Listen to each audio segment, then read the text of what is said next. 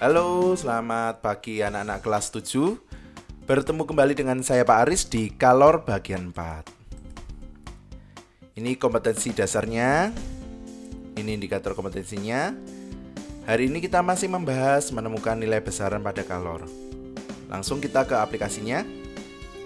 Perhatikan diagram kalor. Jika kalor jenis benda 400, masanya 1 kg, maka nilai X adalah X itu apa? Kita lihat.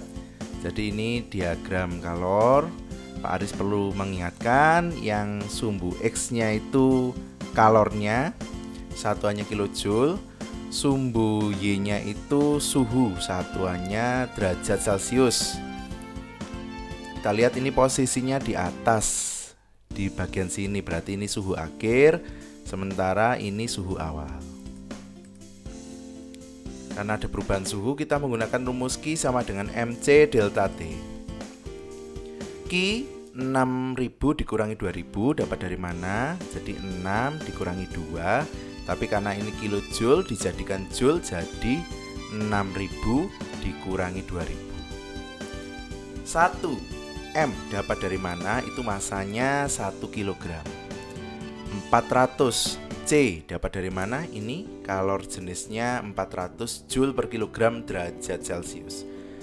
Delta T, kenapa kok bisa X min 4? Sekali lagi Pak Aris ulangi. Ini kan posisi terakhir, ini posisi awal. Posisi terakhir kalau kita telusuri dari suhu itu X. Posisi awalnya 4, berarti suhu akhir dikurangi suhu awal, X dikurangi 4. 6000 dikurangi 2000, 4000. 1 kali 400, 400. 4000 kalau kita bagi 400 hasilnya 10. 10 sama dengan X min 4. Kedua sisi Pak Aris tambahkan plus 4. 10 plus 4 jadi 14. Min 4 plus 4 jadi hilang. Jadi 14 sama dengan X, atau kalau Pak Aris balik, X sama dengan 14 derajat Celcius. Jadi nilai X-nya atau suhu akhirnya adalah 14 derajat Celcius. Semoga bisa dimengerti. Berikutnya, perhatikan diagram kalor. Tentukan massa benda jika kalor jenisnya sekian dalam gram. Oke, semua informasi ada di diagram kalornya. Karena masih ada perubahan suhunya dari 4 ke 8 ini, maka kita pakai rumus Q sama dengan MC delta T. Q, kok bisa 6000 dikurangi 2000? Sama, karena kalor yang dilihat adalah bagian sumbu X-nya 6 dikurangi 2, tapi harus dikalikan 1000 karena kilojoule berubah menjadi joule, berarti 6000 kurangi 2000. M itu masanya, karena belum diketahui malah ditanyakan, ya kita tulis saja M. C 2000 dapat dari sini. Delta T 8 kurangi 4. Lihat lagi, posisi terakhir kan di sini, itu suhunya 8.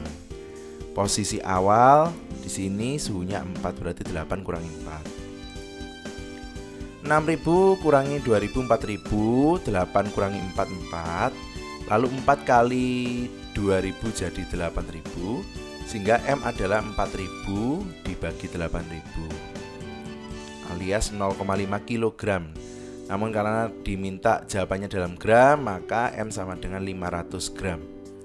Semoga bisa dimengerti. Berikutnya, jika kalor jenis S sekian, kalor jenis air sekian, kalor lebur sekian, tentukan kalor yang diperlukan agar 100 gram S min 10 derajat Celcius berubah jadi air 10 derajat Celcius.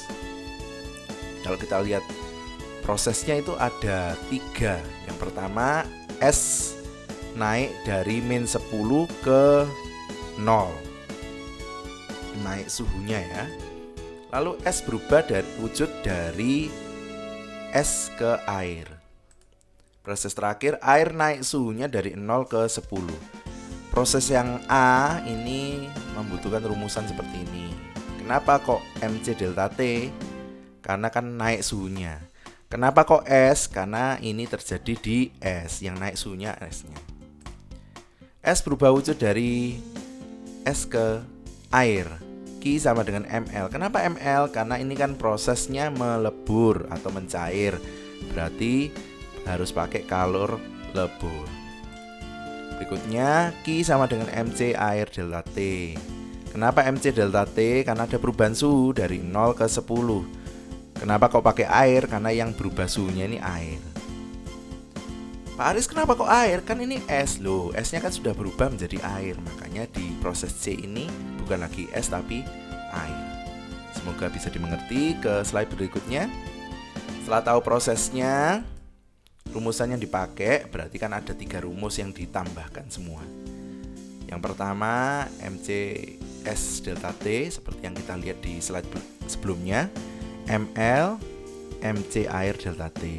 Karena sama M-nya, kan meskipun ini masanya S, ini juga masih masanya S, terus di sini sudah berubah menjadi masanya air, tapi pada dasarnya kan nominalnya sama.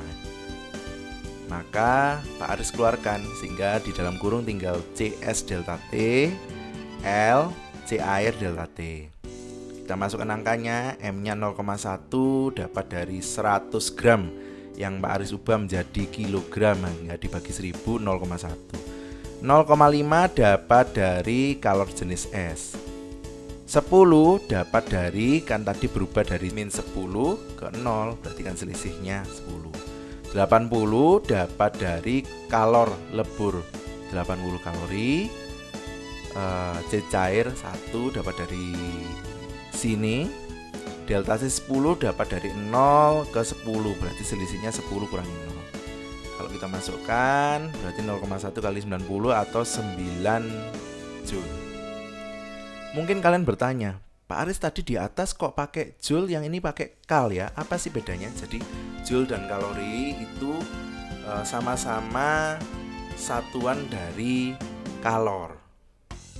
Ya, nanti di pertemuan berikutnya Pak Aris akan menjelaskan bagaimana mengkonversi dari kalori ke Joule atau dari Joule ke kalori.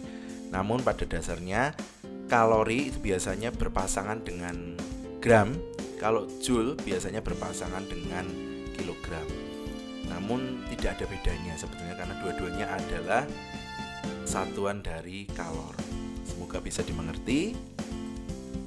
Baik, setelah itu tolong kerjakan kuis-kuis berikut di kertas bebas rapi sopan, upload di Google Classroom. Silakan di pause videonya, silakan dicatat.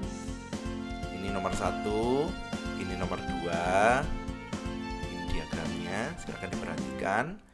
Dan ini nomor terakhir, nomor 3.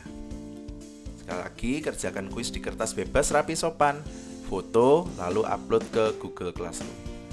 Sekian video dari Pak Aris, terima kasih sudah menyaksikan, semoga bermanfaat. Tetap sehat, tetap semangat, Tuhan memberkati.